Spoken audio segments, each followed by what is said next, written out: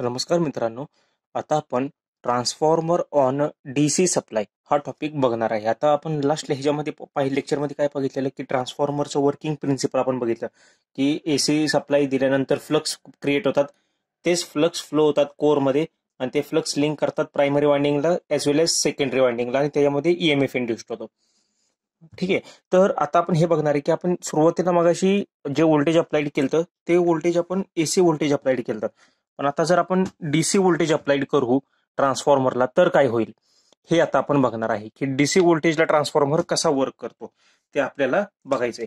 तर सर्वात पहिल्यांदा आपल्याला हे समजून घ्यायला लागेल की ही ट्रान्सफॉर्मरची diagram me as it is पुन्हा ड्रॉ केलेली इथं. ठीक आहे. तर इफ डीसी आता ही ट्रान्सफॉर्मरची डायग्राम आहे. हे प्रायमरीचं व्होल्टेज मी अप्लाइड करतो. हे number of turns wound on a primary side, number of turns wound on a secondary side. हे N1 number of turns N2. ठीक आहे. हा कोर आहे. नाव आता इथनं मी काय केलं, अप्लाइड डीसी व्होल्टेज अप्लाइड केलं. इथून मी डीसी व्होल्टेज अप्लाइड केलं प्रायमरी वाइंडिंगला. मग काय होणार आहे, डीसी व्होल्टेज अप्लाइड केल्यामुळे करंट फ्लो होणार आहे, पण त्याचप्रमाणे करंट फ्लो झाल्यामुळं इथे फ्लक्स क्रिएट होणार आहे या कोरमध्ये. ठीक आहे. एसी मध्ये सुद्धा चालतात, डीसी मध्ये सुद्धा होणार आहे व्होल्टेज अप्लाइड केल्यामुळे. हा कोर, या कोरमध्ये फ्लक्स प्रोड्यूस होणार आहे आणि हा फ्लक्स काय होतो, हा इथं आपण व्होल्टेज कसं अप्लाइड केलंय, एसी व्होल्टेज अप्लाइड केलंय बरोबर, डीसी व्होल्टेज अप्लाइड केलंय. कोणतं व्होल्टेज अप्लाइड केलंय आपण, डीसी. मग जे फ्लक्स प्रोड्यूस होणार आहेत, डीसी म्हणजे काय असतं, direct in current, direct in nature असा, constant with respect to time. तर आपला फ्लक्स जो तयार होतो तो पण कॉन्स्टंट इन नेचर असतो. ठीक आहे. तो पण कसा असतो, फ्लक्स कॉन्स्टंट मॅग्निट्यूडचा फ्लक्स म्हणजे सेम व्हॅल्यू. पण आपली कंडिशन पहिल्या केसमध्ये वर्किंग प्रिन्सिपल त्या बघितलं, त्यामध्ये कसं आपण व्होल्टेज अप्लाइड केलं, तर तिथं आपण अल्टरनेटिंग व्होल्टेज अप्लाइड केलं या टाईपमध्ये बरोबर. पण आता आपण कसं व्होल्टेज अप्लाइड करतोय, या टाईपमध्ये. त्यामुळे फ्लक्स पण कसा क्रिएट झाला, या टाईपमध्ये म्हणजे डीसी मध्ये. तर जसं तुम्ही बघू शकता, आता हे डीसी आहे म्हणजे हे एक फक्त स्ट्रेट लाईन आहे, कॉन्स्टंट टी इन मॅग्निट्यूड.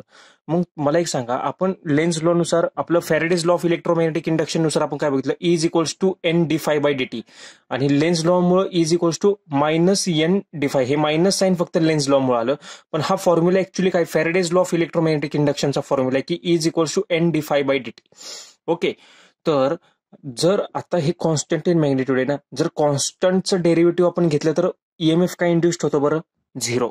ठीक आहे. म्हणजेच आपल्याला समजतंय काय, आपल्या या ज्या वाइंडिंग्स आहेत, या वाइंडिंग कशा आहेत बरं, या स्टेशनरी वाइंडिंग आहेत, या मूव्ह होत नाहीयेत बरोबर. मूव्ह आपला काय होणार होता, रोटेट काय होणार होता, आपला फ्लक्स हे होणार होता. पण आता फ्लक्स इथं कसं झाला, कॉन्स्टंट इन मॅग्निट्यूड. त्यामुळे फ्लक्स लिंकेज काय होणार आहे का, फ्लक्स पण आपला सेम, म्हणजे फ्लक्स पण आपला असा आहे, वाइंडिंग पण आपली अशी. लिंक एकमेकाला कोण लिंकच करत नाही, एकमेकाला कोण कटच करत नाही. जे अल्टरनेटिंग होतं ते कसं, अल्टरनेटिंग होताना फ्लक्स असे जायचे ना, ते कट करत होते त्याला वाइंडिंगला.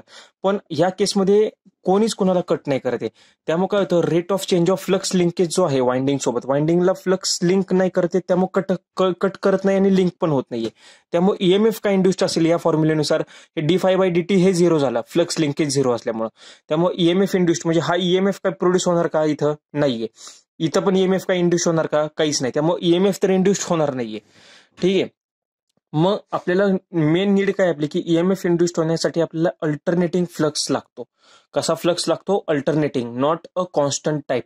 आपला डीसी सप्लायला कसा फ्लक्स क्रिएट होतो, कॉन्स्टंट मध्ये, पण आपल्याला पाहिजे कसा, अल्टरनेटिंग. एसी मध्ये आपल्याला अल्टरनेटिंग फ्लक्स आपल्याला हवेत, की जेणेकरून आपला ट्रान्सफॉर्मर ईएमएफ इंड्यूस्ड करेल. ओके. नाव आता ह्याचा साईड इफेक्ट काय होणार आहे ते आपण बघूयात. आता इथं ईएमएफ तर इथं इंड्यूस्ड होतंय का, नाहीये. इथं व्होल्टेज 0 झालं.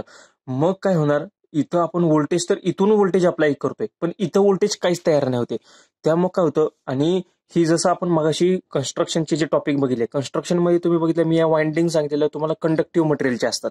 त्याचा रेजिस्टन्स कसा असतो, कंडक्टर जर असेल गुड कंडक्टर, तर त्याचा रेजिस्टन्स कमी असतो, कारण की करंट फ्लो जास्त झाला पाहिजे. म्हणजे या पण वाइंडिंग असतात या गुड कंडक्टर मटेरियलच्या असतात, याचा रेजिस्टन्स काय असतो, कमी असतो. जसं तुम्ही इथं बघू शकता, याच primary winding has a resistance is very low. Primary वाइंडिंगचा रेजिस्टन्स, दोन्हीचा रेजिस्टन्स नेहमी आपण कमी ठेवतो बरोबर, कारण की ड्रॉप नाही झाले पाहिजेत.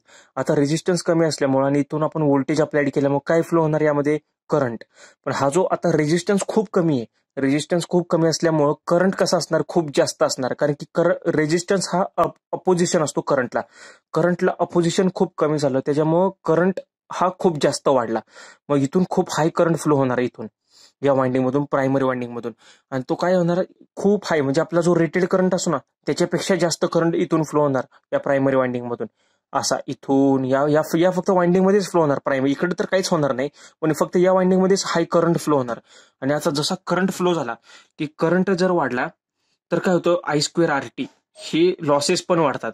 I2RT म्हणजे हीट, जसं तुम्ही इथं बघू शकता, primary has a very low resistance, high current will flow.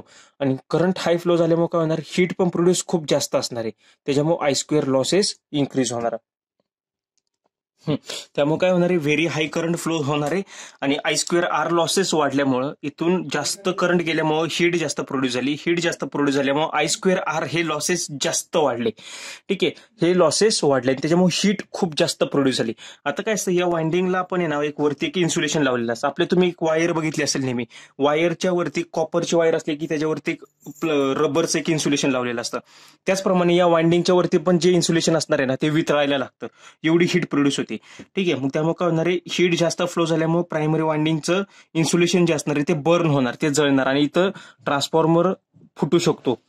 एवढं जास्त ह्याच्यातनं हॅझार्डस होऊ शकतात, ट्रान्सफॉर्मर डॅमेज होणार, त्याचप्रमाणे स्मोक करणार ट्रान्सफॉर्मर, धूर येणार त्यातून आणि त्याची प्रायमरी वाइंडिंग पूर्ण डॅमेज होऊन जाणार. यासारखे कॉन्सिक्वेन्सेस यामुळे होऊ शकतात.